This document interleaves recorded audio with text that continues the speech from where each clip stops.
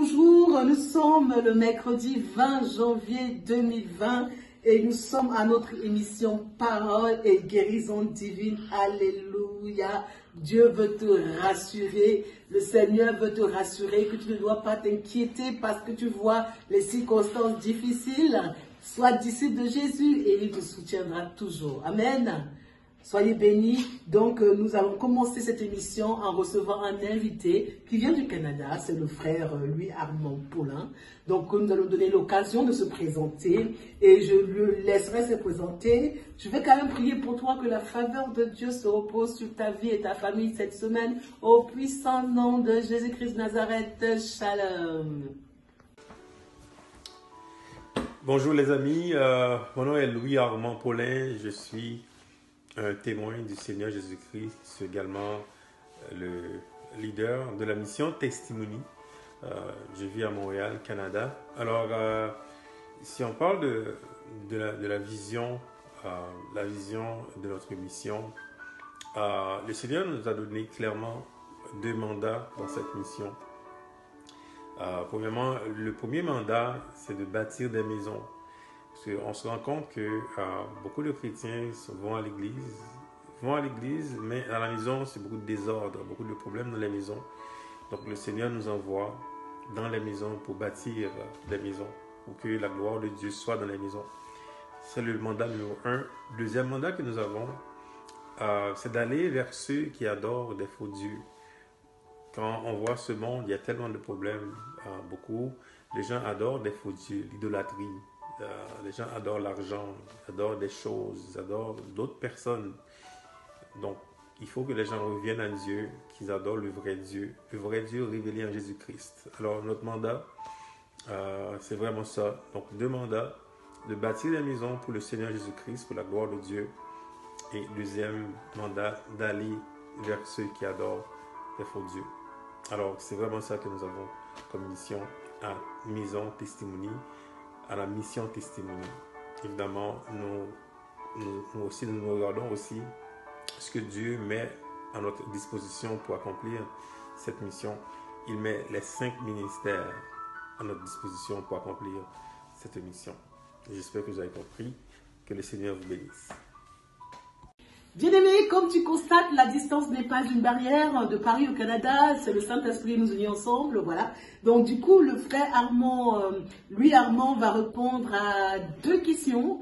Donc après sa présentation, il va nous répondre au fait que qu'est-ce que lui inspire les événements, les circonstances dans lesquelles nous vivons aujourd'hui. C'est la première question. Et la deuxième question, c'est comment l'Église peut impacter le monde, lui qui est leader de la mission Testimony au Canada. Que m'inspirent les circonstances d'aujourd'hui? Je pense... pour comprendre cette question, il faut regarder un peu c'est quoi la vision que nous avons de ce monde. La vision que nous avons de ce monde, c'est un monde déchu. C'est un monde sans Dieu. Donc, les gens courent partout.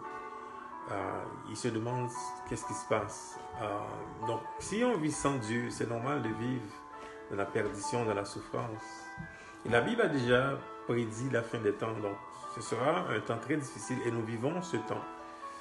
Et donc, pour moi, c'est le temps maintenant pour nous comme chrétiens d'agir. On ne peut pas juste regarder les choses, on décrit les situations, on décrit les problèmes, les circonstances.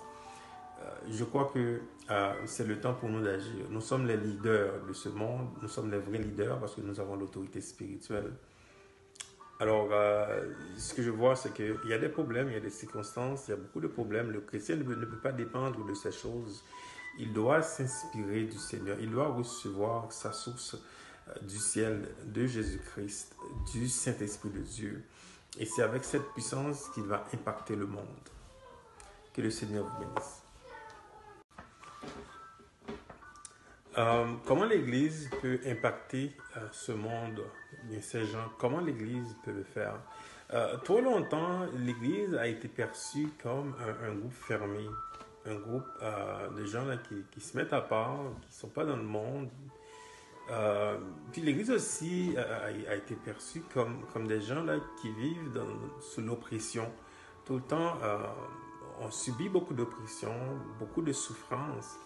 Alors que Jésus-Christ a déjà souffert pour nous. Il nous donne l'autorité, il nous donne la puissance et la gloire. Maintenant, l'Église doit rentrer dans tout.